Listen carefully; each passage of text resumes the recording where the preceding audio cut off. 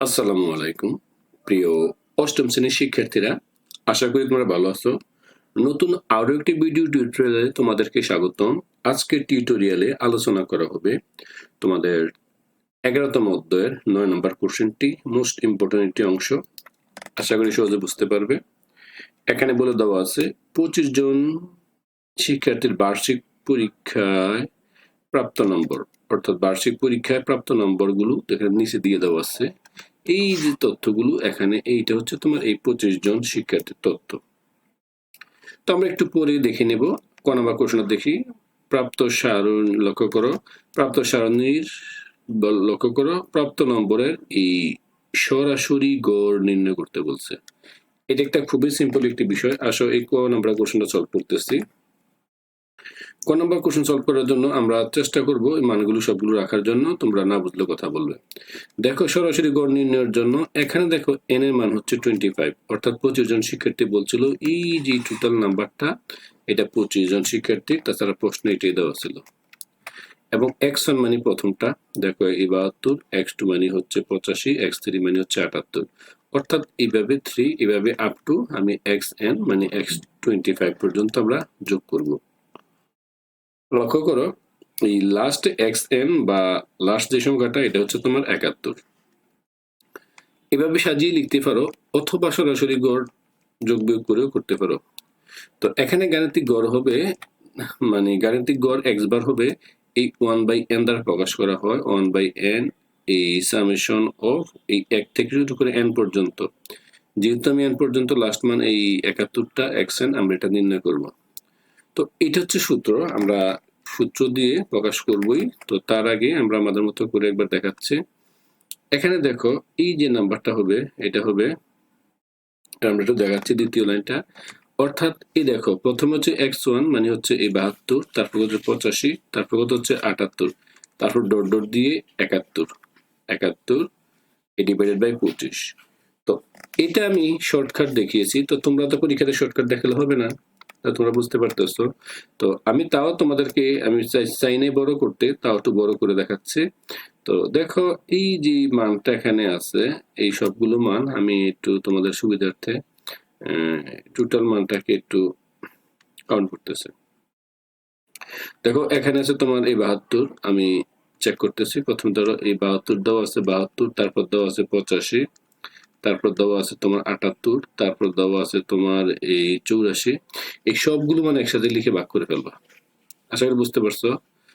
আমি এখানে কিন্তু 3টে লিখেছি।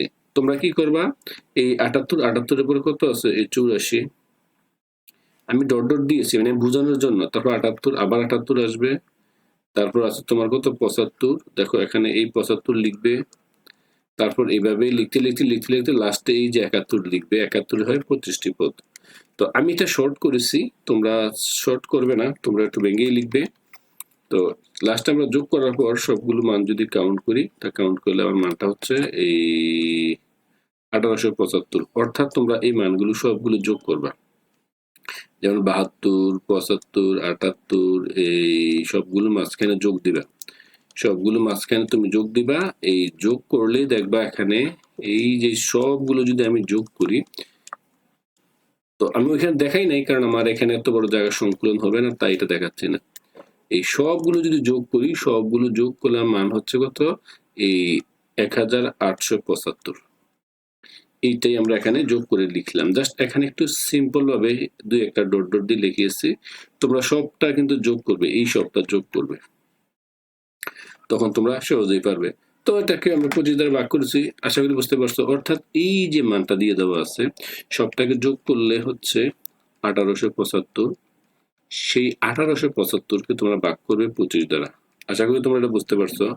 অর্থাৎ আমাদের 25 সংখ্যাটা ছিল, আশা করি বুঝতে পারছো, 25 জন শিক্ষার্থীকে উল্লেখ করা হয়েছিল, তাই আমরা এটা তো 25 দ্বারা ভাগ করলে বা কাটাটি করলে 75। তাহলে আমরা এখান থেকে নির্ণয় করতে পারি আমাদের এই যে গাণিতিক গড়, এটা হচ্ছে 75। এবার আমরা সলভ করব খ নম্বর কোশ্চেনটি। শিক্ষার্থীরা এবার দেখো, আমরা তো অলরেডি সলভ করেছি, এটা আশা করি গাণিতিক গড় বুঝতে পারছো। এবার আমরা খ নম্বর কোশ্চেনটি, খ নম্বর কোশ্চেনটি বলে দেওয়া আছে, এখানে একটু স্পষ্ট করে বলে দিচ্ছে শ্রেণীব্যাপ্তি 5 নিয়ে এই গণসংখ্যা নিবেশন সারণী তৈরি করো, অর্থাৎ গণসংখ্যা সারণী তৈরি করতে হবে এবং এই সারণী থেকে গড় নির্ণয় করো। তাহলে আমাকে এখানে 3টা তথ্য দিয়ে দেওয়া আছে। প্রথমে পরিসর দিয়ে 5 শ্রেণী ব্যক্তি নিতে হবে, গণসংখ্যা নিবেশন সারণী নিতে হবে, তারপর সারণী থেকে গড় নির্ণয় করতে হবে। তো তোমাদের সুবিধার্থে আমি এই কোশ্চেনটা তো অবশ্যই সলিউশন করে দেব। তার উপরে এই মাথায় রাখবে আমাদের এই যে মানটা 25 জনের যে এই 25 জনের যে আমাদের তথ্যটা দিয়ে দেওয়া আছে, এই 25 জনের তথ্যটা কিন্তু তোমাদের অবশ্যই মনে রাখতে হবে। কিভাবে আমরা একটু দেখাবো পরে। এবার দেখো আগে আমরা তো দেখো এই 25 জনের মানটা আমি এখানে নিয়ে আসতেছি, এখানে তাও তোমাদের সুবিধার্থে এখানে নিচে লিখলাম, পরে আমরা মুছে ফেলবো। দেখো এখানে আমরা সর্বোচ্চ নম্বরটা খুঁজে বের করব। সর্বোচ্চ নম্বর, এই সর্বোচ্চ নম্বর তোমরা এখান থেকে পর্যায়ক্রমে খুঁজবে। তো আমি খুঁজেছি, এটা হচ্ছে তোমার 88 সর্বোচ্চ নম্বর, এবং সর্বনিম্ন নম্বরও তোমরা এখান থেকে খুঁজবে। তো আমি খুঁজেছি সর্বনিম্ন নম্বর হচ্ছে 63। তো অর্থাৎ এই সর্বোচ্চ সর্বনিম্ন নাম্বার নির্ণয় করবা। কেন নির্ণয় করবা? এটা হচ্ছে পরিসর। তাহলে পরিসর কি? আমরা পরিসর জানি, পরিসর হচ্ছে সর্বোচ্চ নম্বর মাইনাস সর্বনিম্ন নম্বর, তার সাথে যোগ করব 1। শিক্ষার্থীরা আশা করি এটা বুঝতে পেরেছো। এবার আমরা যে কাজটা করব এটা হচ্ছে এই সর্বোচ্চ নাম্বারটা বসিয়ে দেব মাইনাস সর্বনিম্ন নাম্বার, তারপর যোগ করব 1, এই 1 যোগ করে ফেলব। দেখো বিয়োগ করলে একটা সাধারণ পদ্ধতি, এটা হচ্ছে 25 হয় 88, বা 88 থেকে 63 গেলে 25 বা 25 হয়। 25-এর সাথে 1 যোগ করলে হয় 26। এই 26 মানটা আমরা পেলাম, অর্থাৎ পরিসর। এই এবার পরিসরকে আমরা 5 শ্রেণী দ্বারা ভাগ করব। কেন 5 দ্বারা ভাগ করব? কারণ আমাদের কোশ্চেনে স্পষ্ট করে বলে দেওয়া ছিল 5 ধরে, তাহলে এটা ভাগ করার কথা বলা হচ্ছে। তাহলে এখানে আমি ছিল 26, তাকে ভাগ করো 5 দ্বারা, 5 শ্রেণী ব্যক্তি ধরে, তাহলে এটা কত হচ্ছে? এই 5.2, এটা হচ্ছে, অর্থাৎ এই 5.2 কে নেওয়া যায় না, যা পূর্ণ সংখ্যা কত হবে? পূর্ণ সংখ্যা হবে 6 ঘর। তাহলে আমরা এমন একটা সারণী তৈরি করব যেটা কয় ঘর হবে? 6 ঘর হবে। আশা করি বুঝছো। তাহলে দেখো আমরা এই প্রথমে এই গড় নির্ণয়ের জন্য সারণীটা এরকম। প্রথমে আমরা প্রাপ্ত নম্বরটা দেখো, এই প্রাপ্ত নম্বরটা আমরা এখানে এই, তাও তোমাদের সুবিধার্থে একবার দেখাচ্ছি। এই এখানে দেখো আমি এটা এখানে একটু রাখলে বুঝবা। তো প্রাপ্ত নম্বর দেখো, প্রাপ্ত নম্বরটা সর্বনিম্ন মান ছিল 63। এই যেহেতু শ্রেণী ব্যবধান 5, তাহলে দেখো 63, 64, 65, 66, 67। দেখো 5, এই 1 2 3 4 5, তাহলে আমার রেঞ্জটা হবে এই 63 থেকে 67। আশা করি বুঝতে পারছো। এটা হচ্ছে শ্রেণী ব্যক্তি। তারপরে এই 68, 69, 69, 70, 71, 72, অর্থাৎ এইভাবে 72। তারপর 73 থেকে 77, তারপর 78 থেকে 82, তারপর 83 থেকে 87, 88 থেকে 92, অর্থাৎ তোমার এই যে কলাম সংখ্যা কে এর মান হচ্ছে 6। আশা করি তোমরা এই অংশটা বুঝতে পেরেছো। এটা আমরা সহজে বোঝানোর চেষ্টা করেছি। এবার এবার আমরা চেষ্টা করব এই যে মানটা দিয়ে আছে, প্রথমে আমরা প্রাপ্ত নম্বরটা নির্ণয় করেছি। এবার আমরা এখান থেকে এই শ্রেণীর মধ্যবিন্দু বা গণসংখ্যা, আমরা আগে শ্রেণীর মধ্যবিন্দু নির্ণয় করব। তো দেখো শ্রেণীর মধ্যবিন্দু হচ্ছে 65। কিভাবে? এটা দেখো, এই 63 তার সাথে যোগ করব এই 67, এটাকে ভাগ করব 2 দ্বারা। ক্যালকুলেটরে মান দিবা 63 যোগ 67 ভাগ 62, উত্তরটা 65। আবারও এটা 68 আর 72 দেখো যোগ করলে আমার হচ্ছে এই 140, 2 দ্বারা ভাগ করলে হয় 70, যা দেখতে পারতেছো।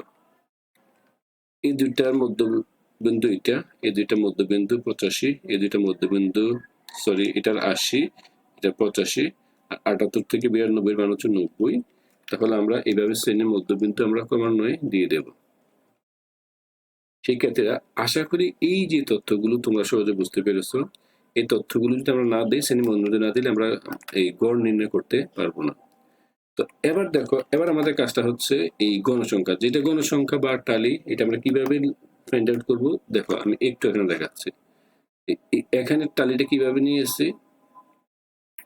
আমি একটু লাল এখানে টালিটা কিভাবে নিয়ে এসেছি, আমি একটু লাল কালি দেখ। প্রথমটা লাল কালারটা ট্রাই করবে, যদি কেউ না বোঝে আমি আর বলি, সেই ক্ষেত্রে বলবা